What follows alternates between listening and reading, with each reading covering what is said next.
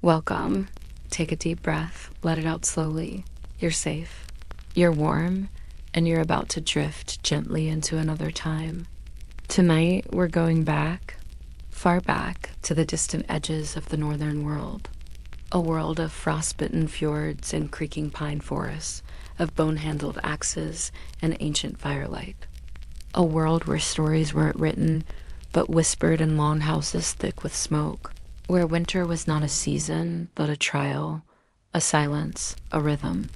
The Vikings, often painted as roaring raiders with horned helmets, were also quiet farmers, patient fishers, and soft-voiced parents huddled beside winter fires. And it's this world we'll gently settle into tonight. Over the next few minutes, we'll move slowly through snow-covered valleys and across silent seas. We'll begin in the frozen stillness of a winter settlement, then sail westward with Leif Erikson to the strange new shores of Vinland.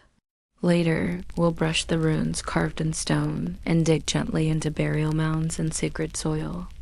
And finally, we'll warm ourselves in the flickering light of a great feast hall, where power, poetry, and peril mingle like mead in a carved wooden cup. So lie back. Let your breathing slow.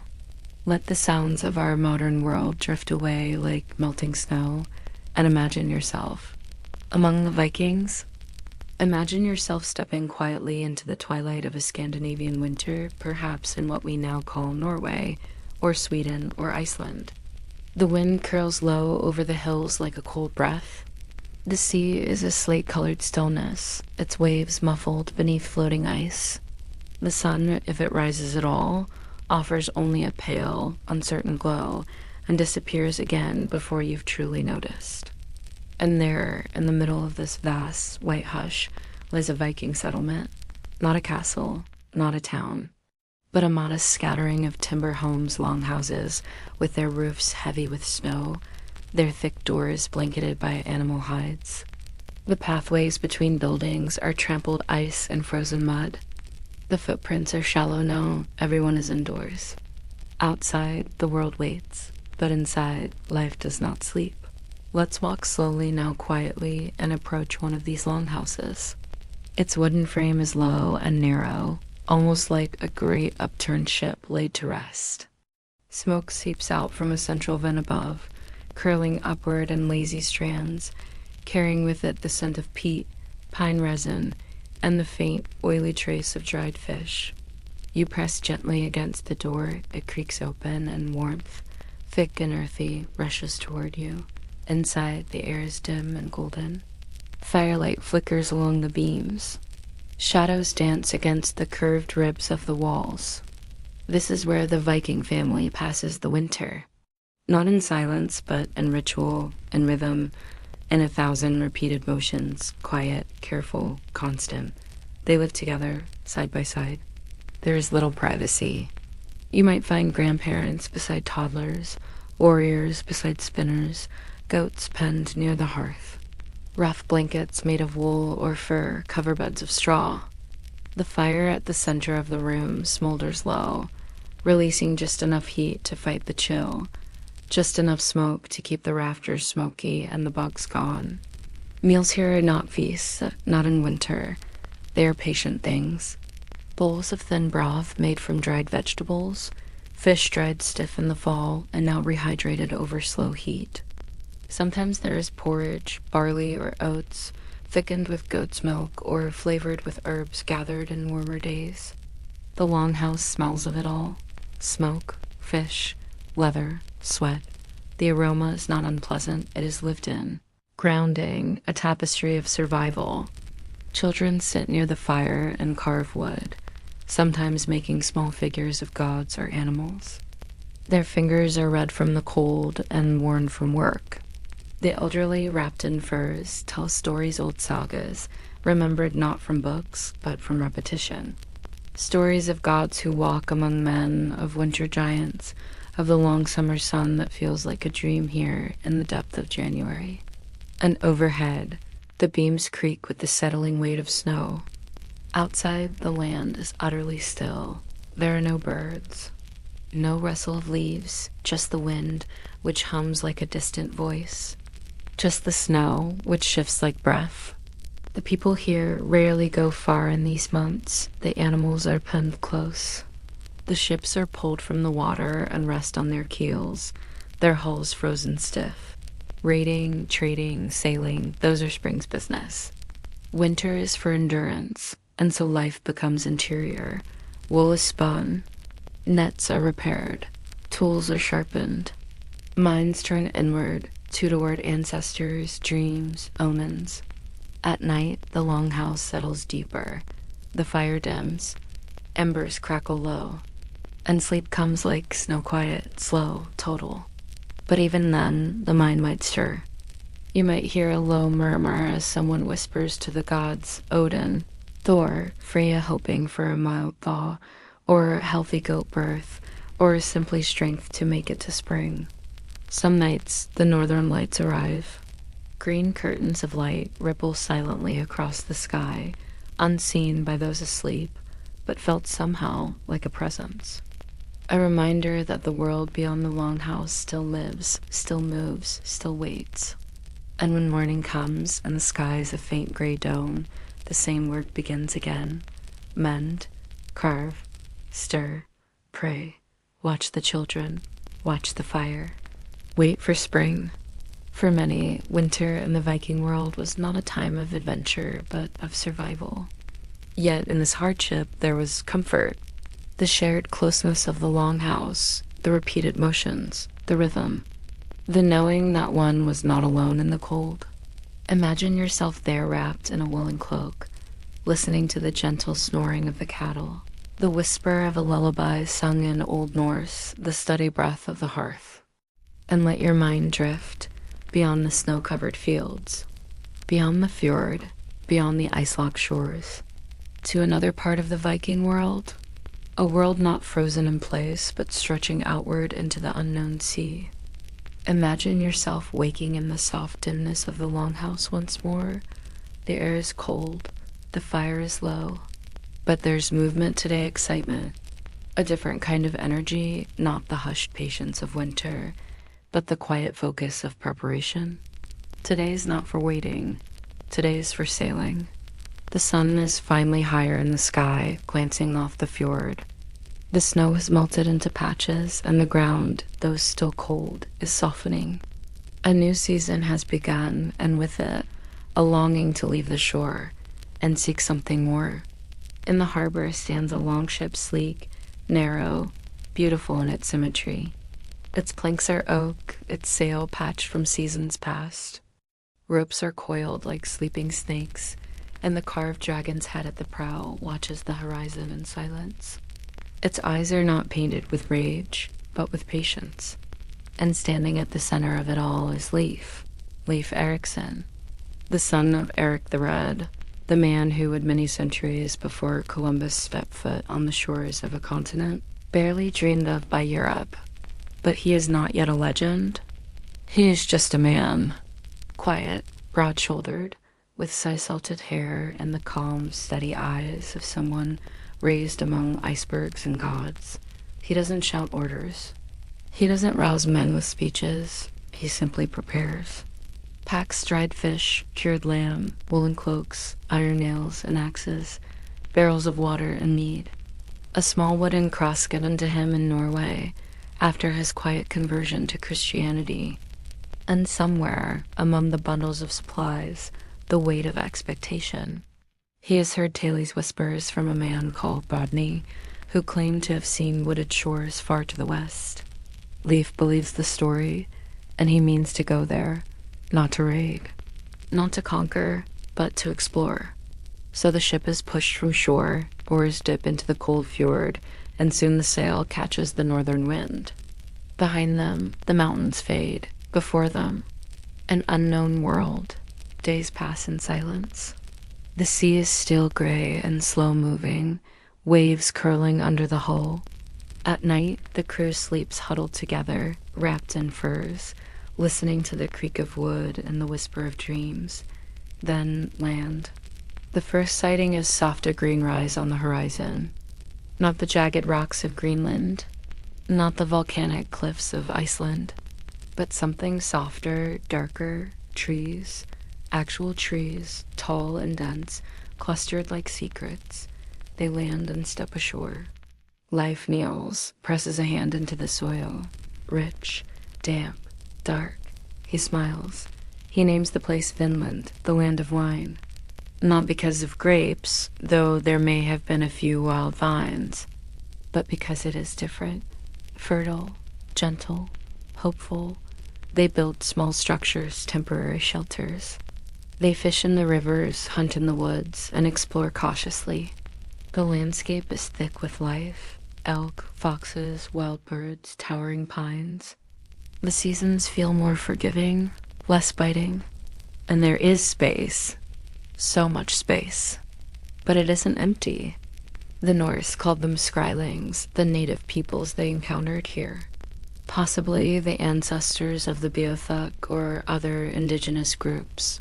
Leif's own voyage includes no tales of violence, only distant contact, cautious watching, brief glimpses. Still, this contact would not remain peaceful for long. Other voyages would come. Other Norsemen, hungrier, more desperate, more armed. One early settlement, now called Lonsö Meadows, on the northern tip of Newfoundland, was likely one such outpost. Its remains were rediscovered centuries later, outlines of sod buildings, iron nails, a spindle whorl for weaving, small things, fragile things, proof that, yes, the Vikings were here. But their time was short. Why did they leave? Not because of one battle, not because of one storm, but because of time, because of distance, because of cold. Supplies could not reach them easily. Hostility grew. The seasons turned, and with them hope faded. The land may have been lush, but it was far from home, and it did not welcome permanent guests. So the dream of Norse America quietly ended. No burning ships, no final conquest, just absence, just departure. Imagine Leif, older now, standing on a cliff above the Greenland coast, looking westward, remembering the forests, the rivers, the flicker of possibility. His story would live on, not in sagas shouted in mead halls, but in the corners of ancient texts, the whispers of monks, the oral traditions of a seafaring people who had once touched the edge of a continent. And though his name would sleep beneath centuries of dust, it would rise again, a statue in Boston, a day on calendars, a quiet acknowledgement that the sea remembers those who cross it. So lie back once more, let your mind drift across the waves. Let the creak of the ship and the soft wind in the sail guide you gently westward, not to conquer, not to stay, but just to see, to know what lies beyond the horizon. And as the stars rise above the sail once more, the world darkens, and you find yourself sailing slowly back in time again. This time, not with explorers, but with the dead, and with those who buried them. Imagine yourself moving slowly through soft fog, your boots pressing into damp moss and blackened earth. The ground rises and dips with gentle mounds, shapes that don't quite look natural, yet don't draw attention either. At first glance, it might seem you're walking through a quiet, empty meadow. But these mounds are not empty. They are the homes of the dead. Beneath your feet lie the resting places of Viking chieftains, warriors, merchants, mothers, children. Not in lined cemeteries, not beneath stone slabs, but in long forgotten hills of earth, sealed with care, filled with memory. Archaeologists call them burial mounds, and they appear across the Viking world, from the shores of Sweden to the icy soils of Greenland. Some are simple: a pile of stones, a wooden chamber, a scattering of burnt bone. Others are something else entirely. Let's walk to one now. A larger mound rises from the earth like a sleeping whale, and as we step closer, you can almost feel the reverence it once commanded. This is a ship burial, where the body of the deceased was laid inside an actual boat, surrounded by weapons, tools, animals, and treasured objects. The ship was then buried beneath the earth, sealed away beneath centuries. One of the most famous was found in Oseberg, Norway. Imagine it. The year is 834 CE. A ship, beautiful and long, is dragged inland from the sea. Its prow is carved with serpents that seem to writhe, even without wind. Within the ship, the body of a noblewoman is placed. Not just any woman, but someone powerful, possibly a queen, possibly a priestess. She is not alone. Another woman lies beside her. Perhaps a servant, perhaps a companion. Around them are sledges, textiles, wooden chests, intricately carved animal headposts. No weapons, no shields. This is not a warrior's grave. This is a leader's passage. The ship is buried, covered, forgotten, and over 1,000 years pass. When the Oseberg ship was unearthed in 1904, the world looked very different. But the ship still waited, patient beneath the soil, and it told a quiet story, not of raids, but of rituals. Not of conquest, but of care. Other burials told other stories.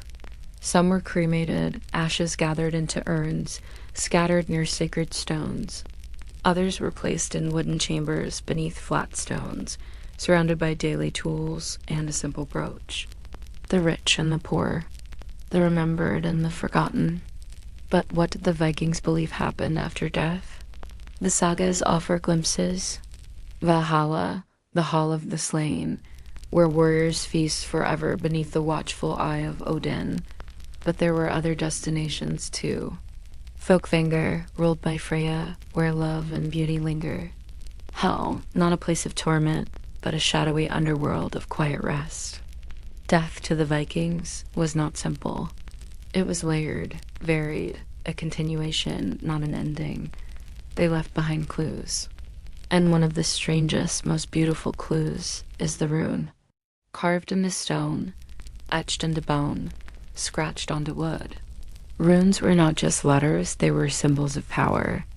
The runic alphabet, known as the Futhark, was more than a writing system. Each symbol carried meaning, a name, a sound. An essence, the rune Fehu for wealth and cattle, Redo for travel and the wheel, Ansus for the gods and divine messages. Runestones still stand today in fields and forests. Some are tall, ornate, meant to commemorate the dead or declare a man's deeds. Others are small, almost secret. Inscriptions on combs, on swords, on amulets. Imagine your hand brushing against the grooves, shallow, precise, worn smooth by time. No ink, just shadow. Just memory. Were runes magical? Perhaps. Some were carved as charms, invoking protection or luck. Others were simple records, a name, a message, a boast. The Vikings didn't build vast libraries. They carried their words on stone, bone, and breath. And sometimes they buried them. In one mound, a small pendant was found etched with a Thor's hammer. In another, a runic stick bearing a prayer. In still another, the bones of sacrificed animals arranged in careful circles, their purpose forgotten, their meaning still whispered in sleep.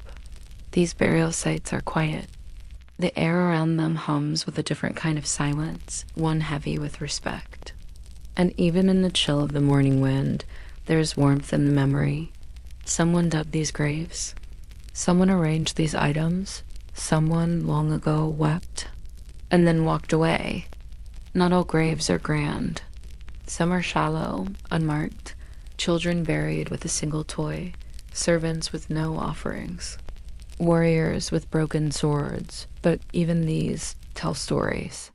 And so archaeologists dig carefully with brushes and trowels, not shovels. They don't seek gold, they seek understanding, a sliver of cloth, a preserved seed, a bent nail, all part of the puzzle.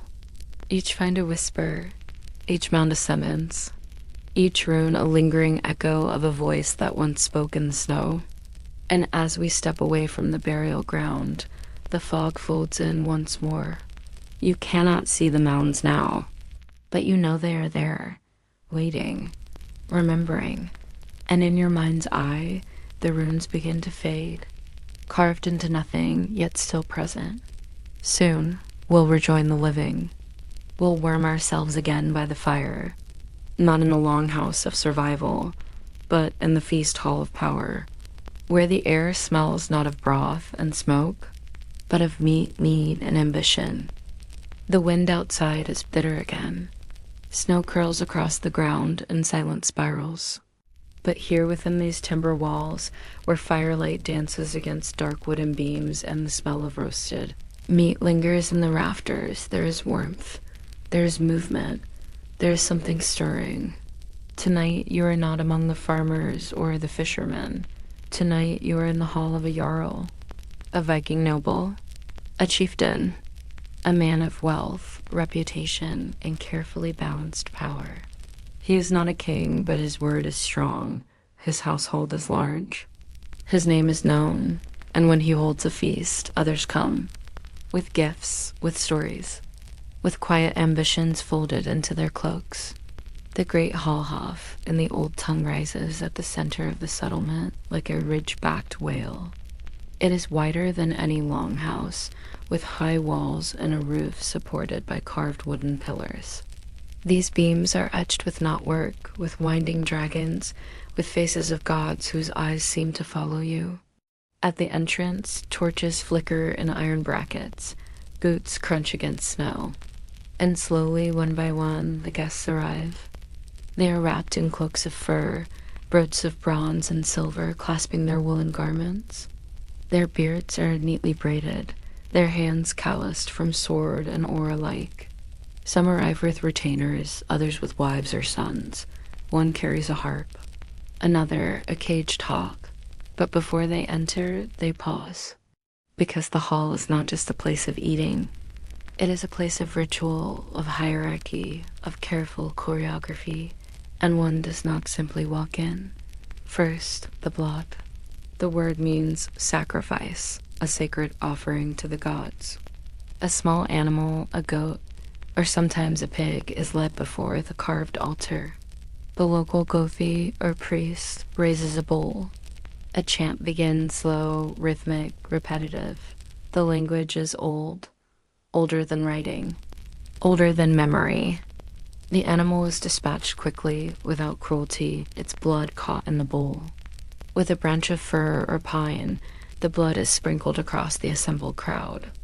On brows, on shields, on the carved posts of the hall itself.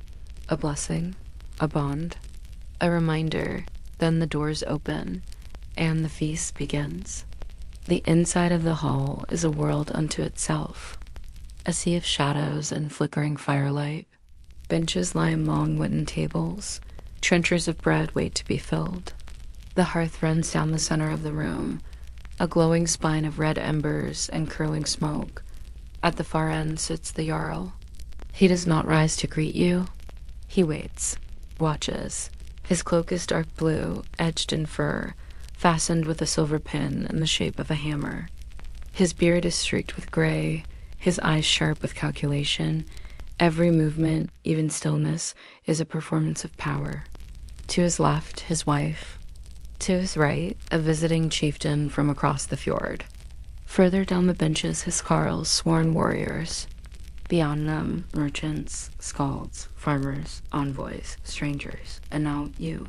Seating is not random. It reflects loyalty, rank, history. A misplaced guess can signal insult. A raised eyebrow can spark an argument. A misjudged toast can end in blood. But not tonight. Tonight, the meat is flowing.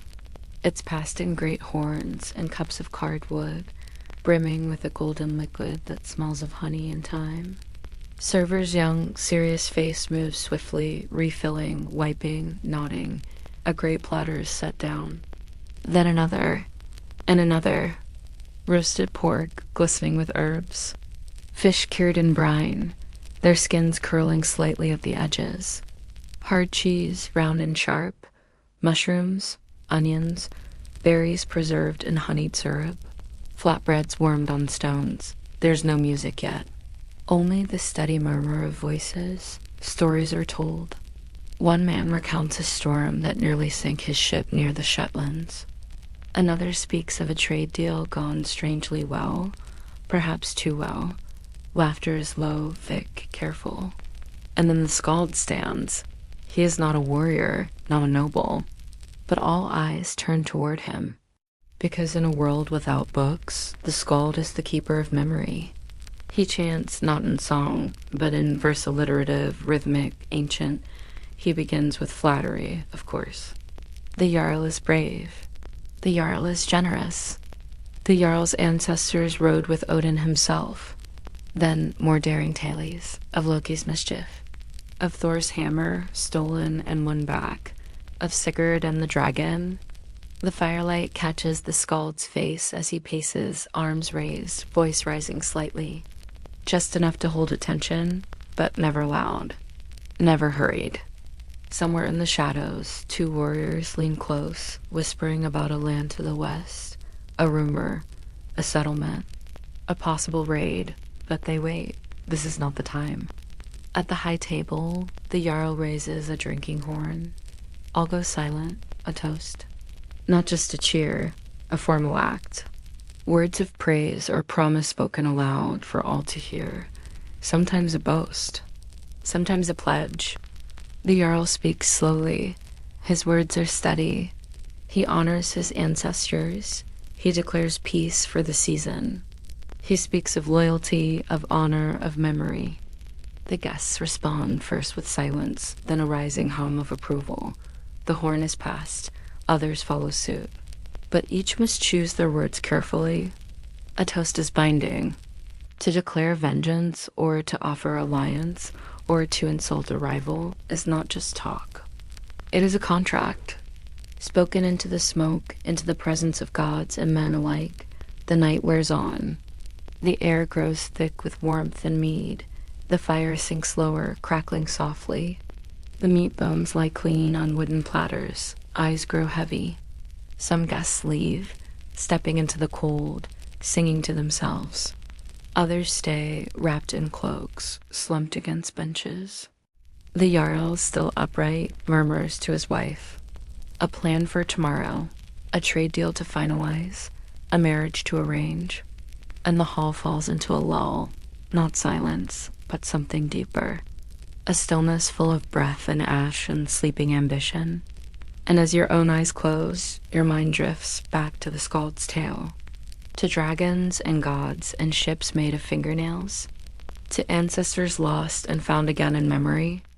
You are not in the past, but the past is with you.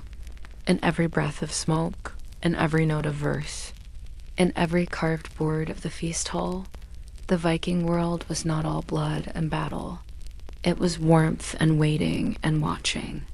It was ritual and rhythm, fire and frost. And as the final embers crackle and fall into ash, let your own thoughts quiet. Let the rhythm of their lives rock you gently. Let sleep take you as surely as the sea takes the shore. You've journeyed now through winter and wind, myth and memory. From the frozen stillness of a longhouse to the storm-swept voyage of Leif Erikson, to the hidden stories whispered by runes and buried bones, and finally to the echoing firelight of the Jarl's hall. History, like sleep, unfolds in layers, not always in a straight line, not always loud or clear, but soft, steady, patient. Thank you for sharing this quiet passage through the Viking world. And now, as your breath slows and the night deepens, may your rest be as peaceful as the snow-covered fjords, as deep as the ship mounds, as long as a northern winter. And before you go, we'd love to hear from you. If there's a time, a place, or a people you'd like us to explore in a future episode, leave a comment below. Your suggestions gently shape the journeys we take next. Until then, sleep well, and good night.